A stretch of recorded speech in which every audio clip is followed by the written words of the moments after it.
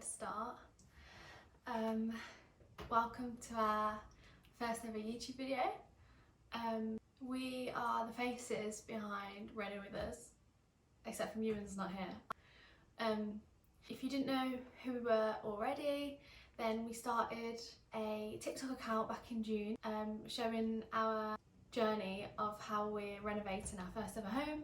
And we have to ignore the mess. We've tried to make it as Christmassy as possible here, but obviously when you're living in a building site, it's pretty hard to keep it tidy at all. So this room is sort of where everything is kept. But yeah, this is basically just like the living room / storage space right now.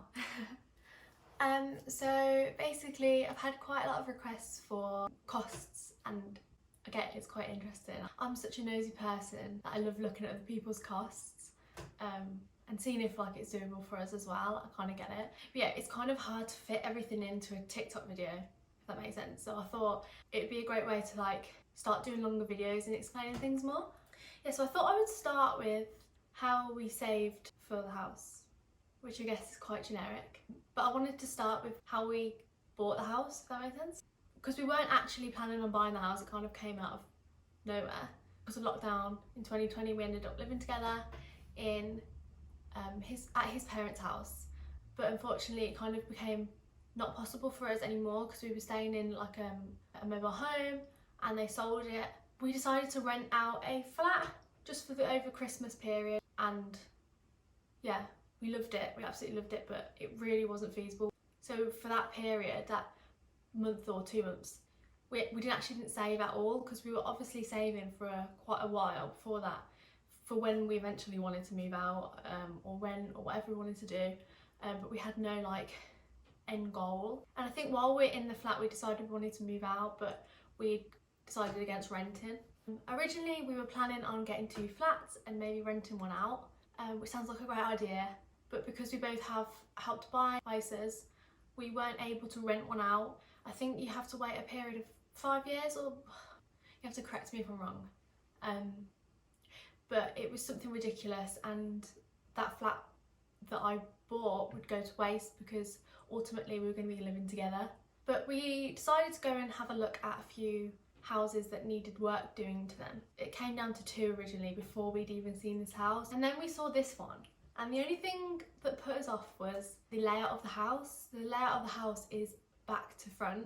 So we have the kitchen at the front and then the living room at the back, which was quite long in a weird shape of how to lay it out. We couldn't figure out how we'd want it, because ultimately we would have preferred to have the kitchen in here and the living room at the front of the house, but we knew that we didn't really have a budget to do that. But yeah, I'm gonna get into how we saved for it, because this house was the top of our budget, and because we had saved so well, it was the only reason we could have had this house, because we were this close to not even be able to afford it at all. So I think we've both started saving since we were 16, and I got my first ever job when I was 15, when I was doing my GCSEs. I started saving from that because I didn't really ever spend anything on myself. Like I never went out shopping loads or splashing it. And I think at that time, for a period of 4 years, I was literally working 2 shifts a week. One of them was a 6-hour shift on a Saturday, and one of them was a 3-hour shift on a Tuesday night. I was earning around £300 a month, so not a lot. I was saving about 100 or 150 of that. Obviously it varied per months, because some months I'd actually want something for myself. And obviously at Christmas I'd work as much as I could. So during school holidays and Christmas I'd be working any extra shifts I had, which could be anything of 6-7 days a week.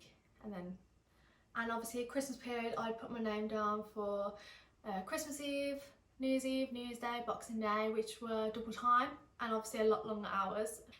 It was busier, so it kind of made it bearable, and I would save anything extra I earn. Anyway, fast forward to lockdown, I got my first ever job as an auditor, which is what I'm doing now. So that was summer of 2020, and I carried on working at River Island until December 2020, and everything I earned there, which was still the £300 a month, everything extra I saved. Obviously the big jump in income for me, and so I was able to save a lot more than £100 a month. I also was saving about £500-600 towards moving out, because I thought, while we're in COVID, what's better time to save more money? So yeah, it definitely is doable. Obviously I understand that people watching this aren't all 16 and haven't been saving since I was 16, but anything you save a month, as long as you're putting it somewhere you can't reach it, it goes towards something and it helps, and you will find that when you come to actually thinking about buying a house, you will thank yourself for anything you'd saved before you even thought about it. So I had a saving account with a separate bank. My savings account were with a complete different bank, and therefore I wouldn't touch it because I couldn't see it. So whenever I went into my normal banking accounts, I couldn't see my savings. I wouldn't touch it ever. The bank accounts I also used were ISAs, and they were the ISAs that you couldn't touch. So I think you could take out a maximum of 3 times. I never did that. On top of that, I think it was just before the Help to Buy ISAs were gotten rid of by the government. I quickly went into Nationwide and got one, managed to get one. And I was paying the full amount that you could pay in per month, which I think was £200, £250, was going into there, and then anything excess of that went into my ISA. So I was saving in 2 different places. I didn't get to maximise the government help. I had enough to get about £1,000 maybe from them, which obviously is better than nothing. It really did help, but at the same time, if I had been saving in there for longer, I would have been able to get more help from the government. But yeah, I think now they have another, is it a lifetime ISA or something along those lines for first time buyers, which is basically the same concept. So I'd 100% recommend getting one, even if you're not planning on buying a house, moving out anytime soon. If you're renting, you get one. It's free to have, you don't have to pay, and even if you're putting £1 in, you have to put something in there. Just put £1 in there and it'll keep it open. And I always saw it as if I could squeeze £50 to £100 in every month. It'll go a long way, honestly. Obviously people come to me all the time and say, oh, how did you save? How did you save?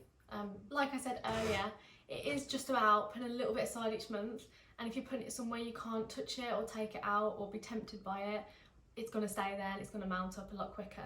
I think the only other thing that I can advise is to budget. I budget down everything every single month. I've budgeted until like December 2022. I'm that person, and you have to appreciate things change and you can amend the budget now and then, but I find it really useful to me, so I know exactly how much I can save each month, because even though I've got a house, I'm still saving. I'm saving for things I want for this house, I'm saving for any future houses that we want to flip, I'm saving for furniture I want, holidays. I'm just a saver. And it just shows that even if you are renovating your house and living on a lot more outgoings, you can still save. But if you work out how much you have in bills a month, if you're saying you've got £30 for fuel, round up to 50, and then you know that you won't be struggling. By doing that, you will know exactly how much you have spare and you can allocate it. £100 a month for going out or nice things, and then whatever's left you can save, and you'll end up saving a lot more than you ever thought you could. It is 100% worth it, and if you're putting it away somewhere you can't touch it, it will mount up so quickly. If you really want it, you can do it. Yeah, I hope that helps. I know it isn't like the magic ingredient that everyone wants, but it is just about self-discipline and doing it, because this is worth it, and what we've realised is the best decision we've ever made. Anyone can do it, anyone can. Yeah, brilliant.